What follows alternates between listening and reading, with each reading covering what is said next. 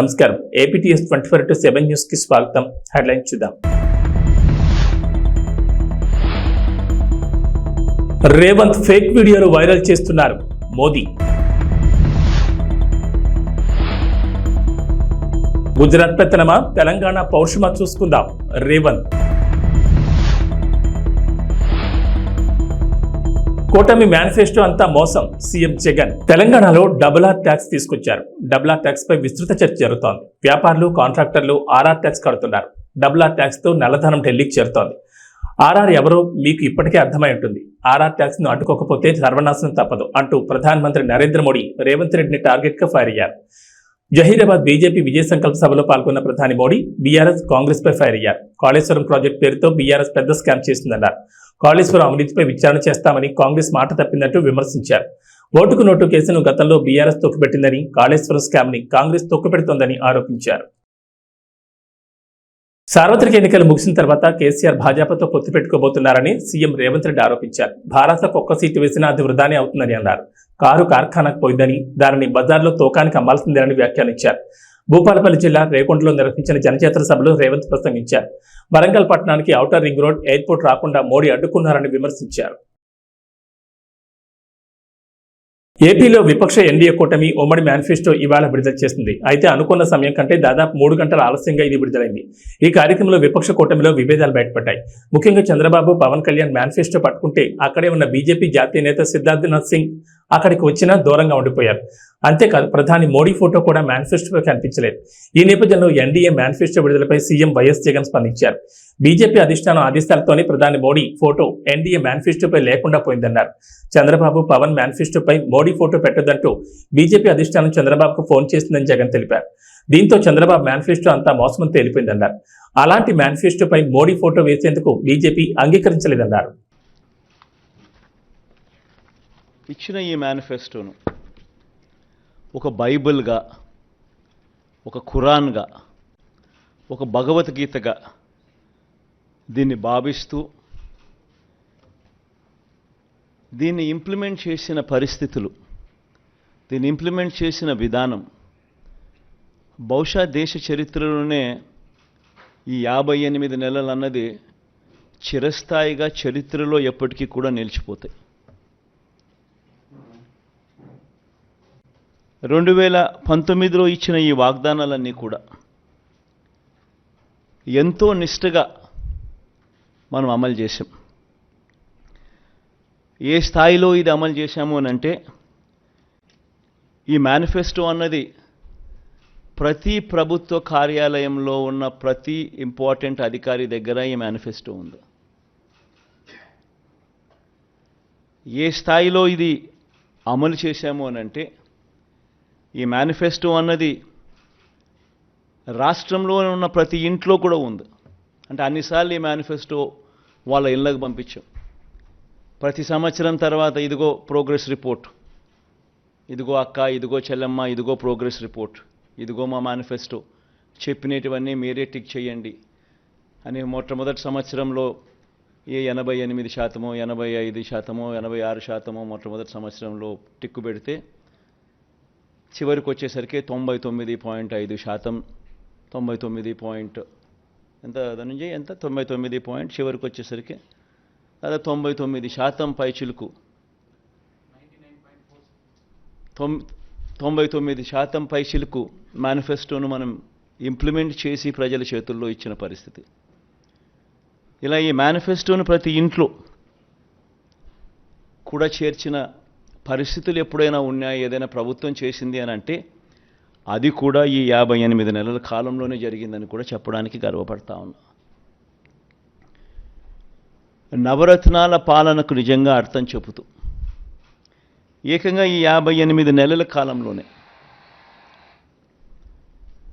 ఈ 58 నెలల కాలంలోనే ఏకంగా 2,70,000 కోట్ల రూపాయలు, మళ్ళా రిపీట్ చేస్తా ఉన్నా, ఏకంగా 2,70,000 కోట్ల రూపాయలు డిబిటీగా, అంటే నేరుగా నా అక్క చెల్లెమ్మల కోసం నేను బటన్ నొక్కడం, నా అక్క చెల్లెమ్మల కుటుంబాల ఖాతాల్లోకి నేరుగా డబ్బులు వెళ్ళిపోవడం, నేరుగా వారి చేతికి అది అందడం, ఇదొక హిస్టరీ. 2,70,000 కోట్ల రూపాయలు ఈ మాదిరిగా నా అక్క చెల్లెమ్మలకు దేవుడి దయతో మంచి చేయగలిగాం. పేదల ఆత్మగౌరవాన్ని, అవ్వాతాతల ఆత్మాభిమానాన్ని ఎరిగిన వాడిగా వాళ్ళ ఇంటికి ఈ పథకాలన్నీ డోర్ డెలివరీ చేసిన పరిస్థితులు కూడా ఈ 58 నెలల కాలంలోనే.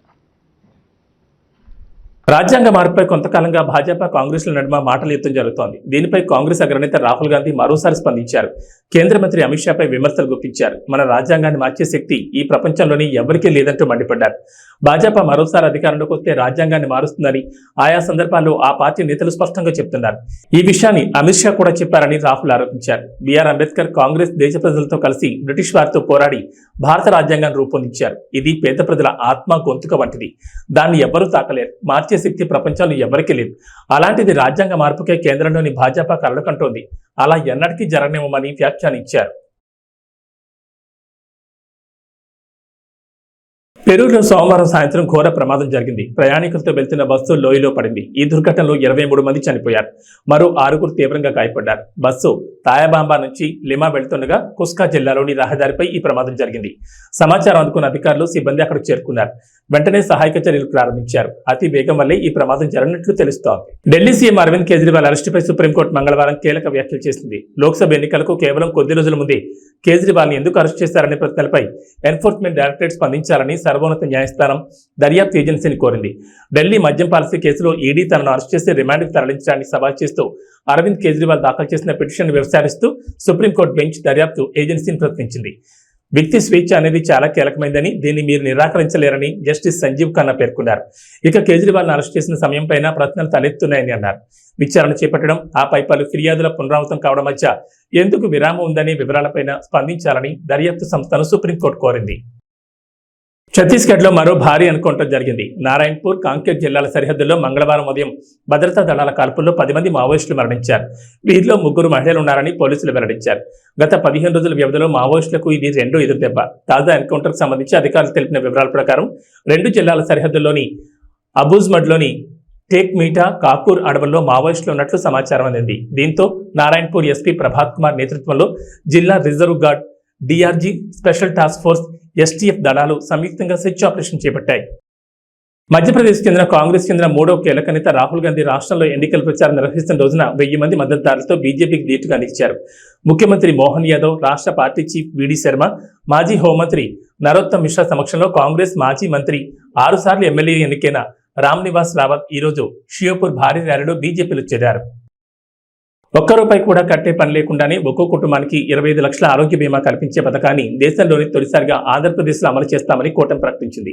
ఎస్సీ, ఎస్టీ, బీసీ మైనార్టీలకు 50 ఏళ్లకే 4,000 పింఛను అందజేస్తామని, మత్స్యకారులకు వేట విరామ సమయంలో 20,000, ఆటో, టాక్సీ, లారీ, టిప్పర్ డ్రైవర్లకు 15,000 ఆర్థిక సహాయం చేస్తామని హామీ ఇచ్చింది.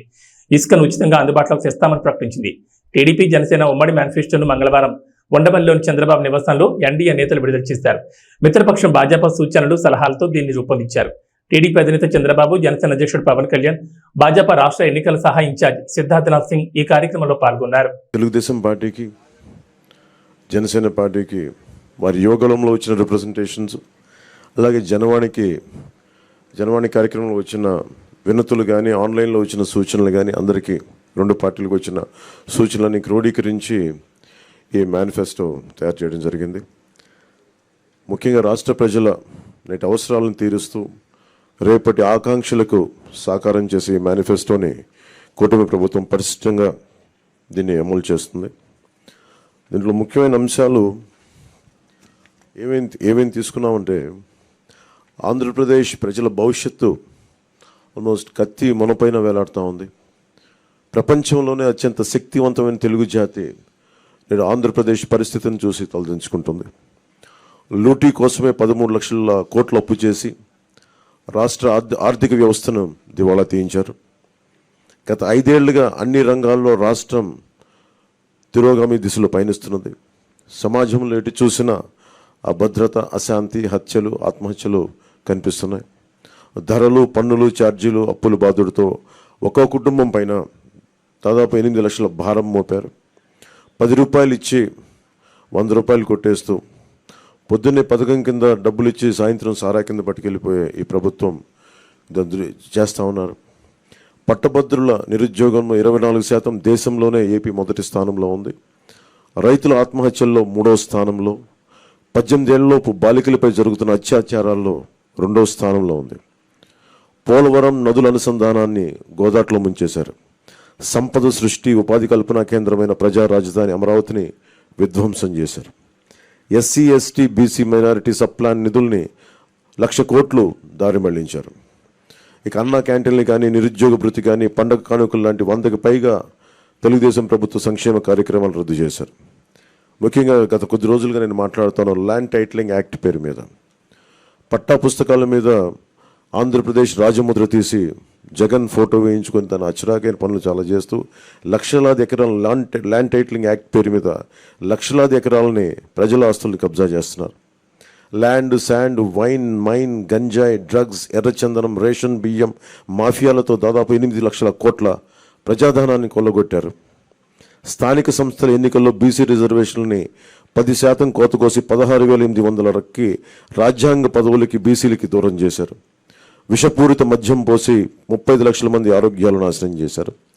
30,000 మంది ప్రాణాలు తీసి వారి భార్యలకి పసుపు తాడులు మంట కలిపారు.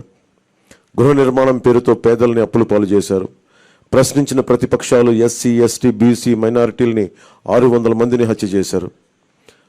వివేకానంద రెడ్డి గారి హంతకుల్ని ఇంకా కాపాడుతూనే ఉన్నారు. స్థానిక సంస్థలకు కేంద్రం ఇచ్చిన 12,000 కోట్ల రూపాయలని దారి మళ్లించారు. గ్రామ పట్టణాభివృద్ధిని దెబ్బతీశారు దారి మళ్లించి. ఈ విధ్వంస పరిస్థితులను చక్కదిద్ది రాష్ట్రాన్ని గాడిలో పెట్టేందుకే ఎన్నికల రూపంలో ఒక అవకాశం మన ముందుకు వచ్చింది. ఈ విధ్వంస పాలన సాగనంపి స్వర్ణాంధ్రను నిర్మించుకోవడానికే మా కూటమి అభ్యర్థులకి ఘన విజయం చేకూర్చాల్సిన అవసరం ప్రతి ఓటరు పైన ఉన్నదని విజ్ఞప్తి చేస్తున్నాం. తెలుగుదేశం పార్టీ చేసిన సూపర్ 6, అలాగే జనసేన ప్రతిపాదించిన షణ్ముఖ వ్యూహం, ఈ మూడిటితో కలిపి ముందుగా మేము 12తో ప్రారంభించి ఈరోజు సంపూర్ణంగా అన్ని ఎస్సీ, ఎస్టీ, అన్ని రకాల వర్గాలకి, ముస్లిం మైనారిటీలకి, క్రిస్టియన్లకి, అన్ని సంఘాల వాళ్ళకి, అన్ని రంగాల వాళ్ళకి చాలా సమగ్రంగా ఏర్పడిన కూటమి ఇది మన ఈ మేనిఫెస్టో. ఇది ముఖ్యంగా దీంట్లో నేను మీ దృష్టికి తీసుకొచ్చేది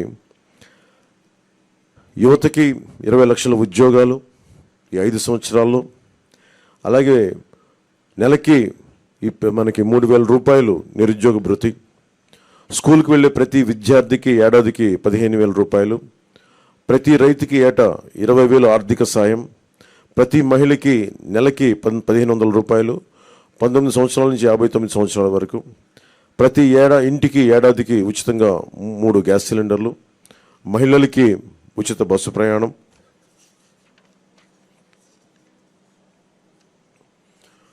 మత్స్యకారులకు సంబంధించి సముద్ర వేట విరామ సమయంలో మత్స్యకారులకు 20,000 రూపాయల ఆర్థిక సాయం, జీవో2 2017ని రద్దు చేస్తాం, బోట్ల మరమ్మతులకు కానీ ఆధునిక కమ్యూనికేషన్లకు కానీ ఆర్థిక సాయం అందిస్తాం. మాజీ మంత్రి వివేకానంద రెడ్డి హత్య కేసులో సీఎం జగన్ ఆయన సత్యమణి భారతిరెడ్డిని సిబిఐ ఎందుకు విచారించలేదని వివేక కుమార్తె సునీత ప్రశ్నించారు. పులివెందులలో వివేక హత్య జరిగిన ఇంట్లోనే మంగళవారం మీడియా సమావేశం ఏర్పాటు చేసి ఘటన రోజు పరిణామాలు, తర్వాత దర్యాప్తు వెలుగులోకి వచ్చిన వివరాలపై పవర్ పాయింట్ ప్రజెంటేషన్ ఇచ్చారు. తాను చెబుతున్నవన్నీ దర్యాప్తు వివరాలకు దగ్గరగా ఉన్నవేనని వివరించారు. టెక్కల్ నియోజకవర్గం నుండి ఉమ్మడి కూటమి అభ్యర్థిగా బరిలో ఉన్న దువ్వాడ శ్రీనివాస్ టీడీపీ వైఫల్యాలు మరియు జగన్ ప్రభుత్వం చేపట్టిన అభివృద్ధి పనుల గురించి ఆయన ఏ విధంగా వివరించారో ఆయన మాటల్లోనే విందాం. మా ప్రతినిధి లీలా మాధురితో Duvvada Srinivas face to face. ఇప్పుడు ఆ వివరాలు చూద్దాం.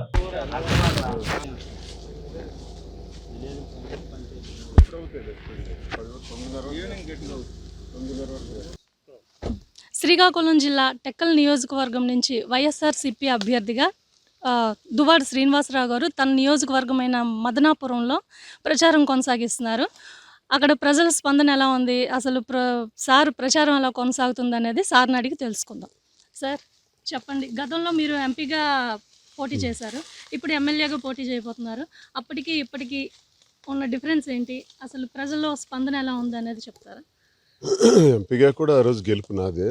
నైతికంగా గెలుపునాది. ఎందుకంటే నా మీద 6,000 మెజార్టీ, అంటే ఒక 3,100 ఓట్లు వస్తే ఆ రోజు నేను గెలుస్తాను. దానికి కారణం పోస్టల్ బ్యాలెట్ ఆ రోజు లెక్కించలేదు, టెక్నికల్ ప్రాబ్లమ్స్తో పెట్టి పక్కన పెట్టేశారు, రిక్ చేశారు కొన్ని బూతులు, ఇవన్నీ కలిపి జస్ట్ 3,000 డిఫరెన్స్ తప్ప ఆ రోజు నైతికంగా గెలుపు మాదే. 1,24,000 మెజార్టీతో గెలిచిన రామ్మోహన్ నాయుడు 2019 వచ్చేటప్పటికి 6,000 మెజార్టీకి దిగుతారు. ఈసారి ఖచ్చితంగా రామ్మోహన్ నాయుడు అడ్డంగా పోతాడు, ఇంక తిరుగుండదు. మా టెక్కల్ కాన్స్టిట్యున్సీకి వచ్చేటప్పటికి 25,000 మెజార్టీతో గెలుస్తాం. ఇక్కడ మా గెలుపు నల్లేరు మీద నడక. ఎందుకంటే మేము చేసిన మా ప్రభుత్వంలో జగన్మోహన్ రెడ్డి గారు చేసినటువంటి అభివృద్ధి, స్వాతంత్ర్యం వచ్చి 75 ఏళ్ళు అయింది. 75 ఏళ్ళు అవుతూ తెలుగుదేశం పార్టీ ఆవిర్భవించి 40 ఏళ్ళు అయింది. ఆ 75 ఏళ్లలో కానీ ఈ 40 ఏళ్లలో కానీ శ్రీకాకుళం జిల్లాకు అత్యంత ఎక్కువగా నిధులు వచ్చిన సందర్భం రెండు సందర్భాలు. ఒకటి జలగం వెంగళరావు గారు ముఖ్యమంత్రిగా ఉండేటప్పుడు 72లో ఫౌజ్దారికి 800 కోట్లు వచ్చింది. డాక్టర్ వైఎస్ రాజశేఖర రెడ్డి గారు ముఖ్యమంత్రిగా ఉండేటప్పుడు 1000 కోట్లు వచ్చింది. That's all. ఆ తర్వాత మనకి అత్యంత ఎక్కువ స్థాయిలో నిధులు వచ్చినటువంటి చరిత్ర ఎప్పుడూ లేదు. కానీ జగన్మోహన్ రెడ్డి గారు ముఖ్యమంత్రి అయిన తర్వాత ఈ టెక్కలి నియోజకవర్గంలో 7,000 కోట్ల రూపాయల నిధులు తీసుకొచ్చాం. అభివృద్ధి కోసం, సంక్షేమం కోసం, పారిశ్రామికీకరణ కోసం. అంటే వలసలకు మాత్రమే పరిమితమైనటువంటి ఈ జిల్లా బిడ్డను చేత పట్టుకొని, పొట్ట చేత పట్టుకొని కూలి పనులకు వెళ్ళి హైదరాబాద్, నెల్లూరు, కర్నూలు, మద్రాసు ప్రాంతాలకు కూలికి వెళ్ళి బ్రతికే కూలి బ్రతుకులు ఈ శ్రీకాకుళం జిల్లా. వలస జీవితాలు. ఎన్నాళ్ళు ఈ వలసలు? ఎందుకు మన ప్రాంతంలో బ్రతకూడదు? మన ప్రాంతంలో ఎందుకు పరిశ్రమలు లేవు? ఎన్నాళ్ళు పడుతుంది ఇంకే పరిశ్రమలు రావడానికి? 75 ఏళ్ళు చాలదా? తెలుగుదేశం పార్టీ ఆవిర్భవించి 40 ఏళ్ళు కూడా ఇంకా చాలదా? ఎన్నాళ్ళు ఈ ఊడిగం చేస్తాం? జగనన్న ఆలోచించారు. ఎట్టి పరిస్థితుల్లో కూడా శ్రీకాకుళం నుంచి ఇక వలసలు ఉండకూడదు, ఇక్కడి వారు ఇక్కడే పనిచేసుకునేటట్టు, ఆత్మగౌరవంతో గౌరవంగా ఇక్కడే బ్రతికేటట్టు ఉండాలి అంటే పరిశ్రమలు రావాలి అంటే దానికి ఆ వాతావరణాన్ని క్రియేట్ చేయాలి. ఆల్రెడీ ఇక్కడ 6 లైన్ ఉంది, రైల్వే ట్రాక్ ఉంది మద్రాసు వరకును. ఇక్కడ ఒక నౌకాయానం పోర్టు పెడితే బాగుంటుందని మూలపేట గ్రీన్ఫీల్డ్ పోర్టు ఏర్పాటు చేయడం జరిగింది. దానికి 4,361 కోట్ల రూపాయలు శాంక్షన్ అవ్వడం జరిగింది. ఆల్రెడీ పోర్టు 70% పూర్తి అయిపోయింది. ఏడాదిలోనే షిప్ తెస్తామని చెప్పాం, ఏడాదిలోగా షిప్ తీసుకొచ్చాం అక్కడికి. మరొక 4-5 నెలల్లో ఈ పోర్టుని జాతికి అంకితం చేస్తాం. ఆ పోర్టుని ఎప్పుడైతే ఫినిష్ చేస్తామో 20,000 మందికి ఉద్యోగాలు వస్తాయి. ఆ 20,000 మంది కూడా మొట్టమొదటిగా టెక్కలి నియోజకవర్గానికి చెందిన వాళ్ళు, తర్వాత శ్రీకాకుళం, తర్వాత ఉత్తరాంధ్ర. ఈ ప్రాంతంలో ఉండే ప్రతి నిరుద్యోగికి కూడా ఇక్కడ మూలపేట పోర్టులో అవకాశం వస్తుంది. ఉత్తరాంధ్రకే మూలపేట గ్రీన్ఫీల్డ్ పోర్ట్ ఒక మణిహారంగా మారుతుంది. ప్రపంచంలో ది బెస్ట్ పోర్ట్స్లో ఎన్ని ఉన్నాయైతే అందులోకి చేరబోతుంది. ఎందుకంటే 19 మీటర్స్ డెప్త్ అనమాట, డీప్ సీ వాటర్స్. మంచి పోర్టుగా ఇది ఎదగబోతుంది. ఈ ప్రాంతం కూడా టెక్కలి ఒక పారిశ్రామిక వాడగా మారబోతుంది, ఒక ముంబై నగరంలా మారబోతుంది ఒక 3-4 సంవత్సరాల్లోనే. దీనికి కారణం జగన్మోహన్ రెడ్డి గారు వేసినటువంటి అడుగులు.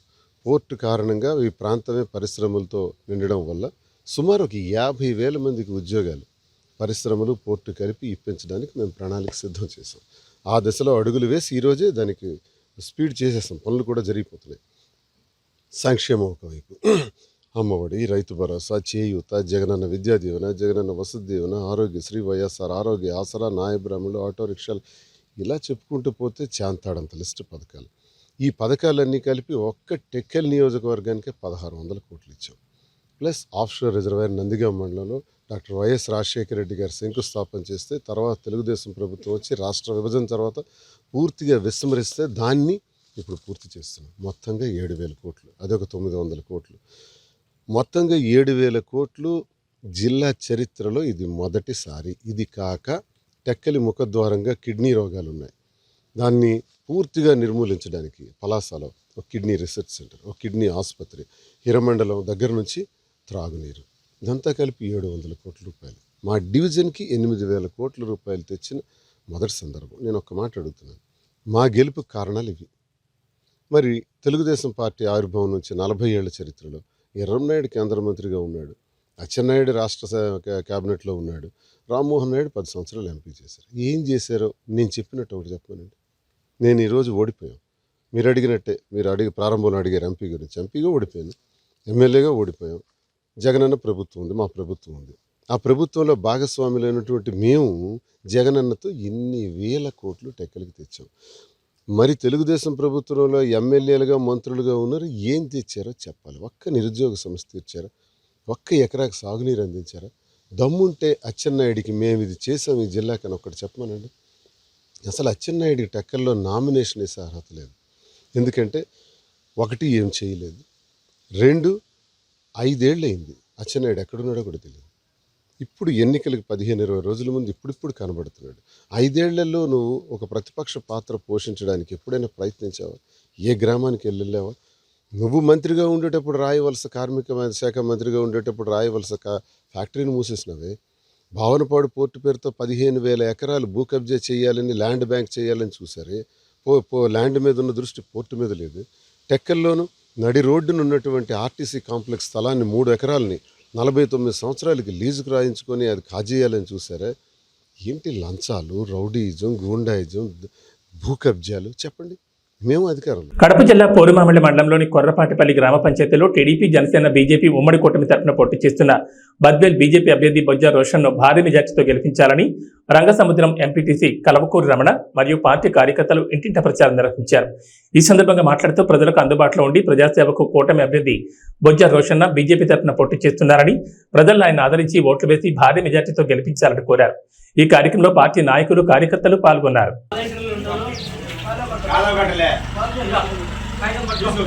కమలం పువ్వు గుర్తుకే కమలం పువ్వు గుర్తుకే కమలం పువ్వు గుర్తుకే విజయమ్మ గారి. ఈరోజు కొర్రపాటిపల్లెలో మన బొజ్జ రోషన్న గారికి కమలం పువ్వు గుర్తుపైన ఓటేసి అత్యధిక మెజార్టీ తీసుకురావాలని చెప్పి క్యాన్వాస్ చేయడం జరిగింది. ఈ క్యాన్వాస్ మన మల్లికార్జున్ గారు, అచ్చిరెడ్డి గారు, అల్లూరయ్య గారు, సిద్ధయ్య గారు, మహేంద్ర గారు, శ్రీనివాసులు గారు, పీరయ్య గారు, పెద్ద పీరయ్య గారు వీళ్ళ ఆధ్వర్యంలో క్యాన్వాస్ విజయవంతంగా నిర్వహించడం జరిగింది. ప్రజల్లో స్పందన చాలా అద్భుతంగా ఉంది. మన బద్వేల్ నియోజకవర్గంలో బొజ్జ రోషన్న గారి విజయం తథ్యం. మెజారిటీ కోసమే మేము చూస్తున్నాం. ఖచ్చితంగా చంద్రబాబు నాయుడు గారు ఈ రాష్ట్రానికి ముఖ్యమంత్రి కూటమి తరపున ముఖ్యమంత్రి కాబోతున్నారు. చంద్రబాబు నాయుడు గారు ముఖ్యమంత్రి అయితే ముఖ్యంగా మహిళలకు అయితేనేమి చాలా మంచి పథకాలు ఉన్నాయి. అదేవిధంగా ఈ గవర్నమెంట్ వచ్చిన తర్వాత ప్రతిదీ కూడా అధిక రేట్లు పెంచి పేద మధ్యతరగతి వాళ్ళ నడ్డి విరిచారని చెప్పి ఈ సందర్భంగా నేను ఆరోపిస్తున్నాను.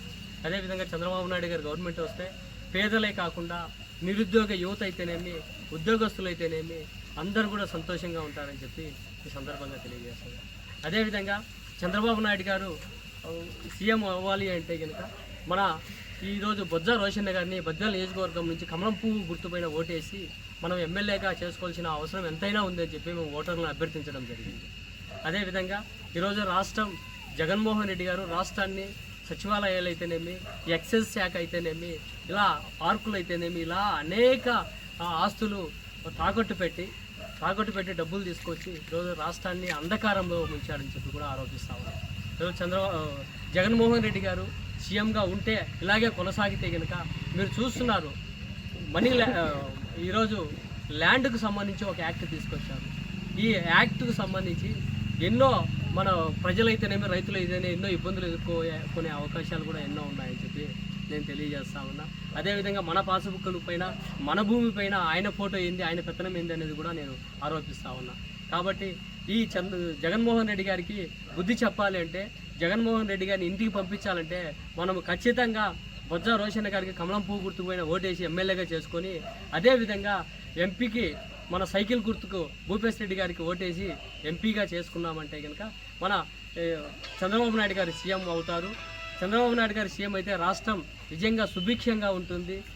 రాష్ట్రంలో ఉన్నటువంటి యువత అయితేనేమి, అదేవిధంగా నిరుద్యోగ యువత అయితేనేమి, అదేవిధంగా విద్యార్థులు అయితేనేమి, పేద బడుగు బలహీన వర్గాల వారు అయితేనేమి చాలా సంతోషంగా గడుపుతారని చెప్పి ఈ సందర్భంగా తెలియజేసుకుంటూ, అందరూ కూడా ప్రజలందరూ కూడా బద్వేల్ నియోజకవర్గ ప్రజలందరూ కూడా ఒక ఓటు కమలం గుర్తుకు, ఒక ఓటు సైకిల్ గుర్తుకు, ఎంపీకి సైకిల్ గుర్తుకు, ఎమ్మెల్యేకు కమలం గుర్తుకు బొజ్జ రోషన్న గారికి వేసి అత్యధిక మెజార్టీ తీసుకురావాలని చెప్పి ఈ సందర్భంగా మీడియా మూలకంగా నేను తెలియజేసుకుంటూ ధన్యవాదాలు తెలియజేసుకుంటాను. చంద్రబాబు గారి నాయకత్వం, నరేంద్ర మోడీ గారి నాయకత్వం, పవన్ కళ్యాణ్ గారి నాయకత్వం, విజయమ్మ గారి నాయకత్వం, నితీష్ గారి నాయకత్వం, బొజ్జ రోషన్న గారి నాయకత్వం.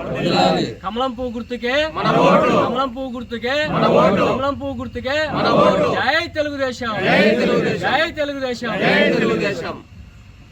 ఉండ్రాజవరం మండలం పాలంగి గ్రామంలో ఎన్నికల ప్రచారం నిడదవోలు నియోజకవర్గ శాసనసభ్యులు కాంగ్రెస్ పార్టీ ఎమ్మెల్యే అభ్యర్థి జి శ్రీనివాస్ నాయుడు మరియు Rajahmundry YSR Congress party parliament MP అభ్యర్థి గూడూరు శ్రీనివాస్ నిర్వహించారు.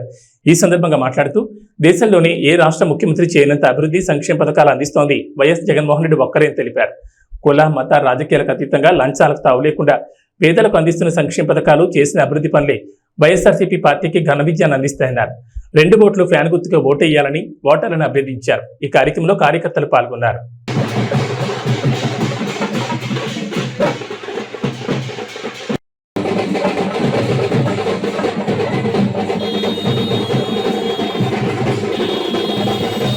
మన ఎంపీ అభ్యర్థి మా డాక్టర్ గూడూరు శ్రీనివాస్ గారు, మరి అదేవిధంగా మన సీనియర్ నాయకులు గొప్పల తమ్మయ్య గారు, అమ్మా అందరం కూడా కలిసి మీ దీవెనల కోసం, మీ ఆశీర్వాదాల కోసం వచ్చామమ్మా. ఈ రోజు డాక్టర్ గూడూరు శ్రీనివాస్ గారు మన ఎంపీ అభ్యర్థిగా పోటీ పెడుతున్నారు రాజమండ్రి పార్లమెంట్ అమ్మా. నేను ఇక్కడ నిడదవోలు ఎమ్మెల్యేగా పోటీ పెడుతున్నామ్మా. 2 ఓట్లు ఇస్తారు ఎంపీ ఎమ్మెల్యే ప్రతి ఒక్కరికి అమ్మా. 2 ఓట్లు కూడా బాగున్నారా? నమస్తే అమ్మా. నమస్తే నమస్తే అమ్మా. బాగున్నారు? నేను చెప్పాలమ్మా.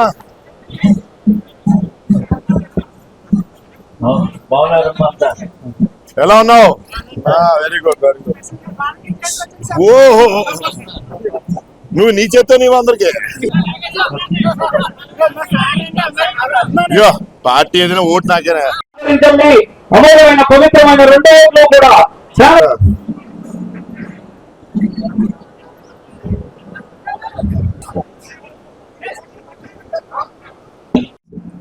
ఫ్యాన్ గుర్తు అమ్మా, ఫ్యాన్ గుర్తు. ప్రదాత, సంక్షేమ సారథి, నిస్వార్థ ప్రజాసేవకుడు, పిలిచే పలికే వ్యక్తి, అందరికీ అందుబాటులో ఉండే వ్యక్తి జి శ్రీనివాస నాయుడు గారు. అదిగోనమ్మా మన ఎంపీ అమ్మా. నమస్తే అమ్మా.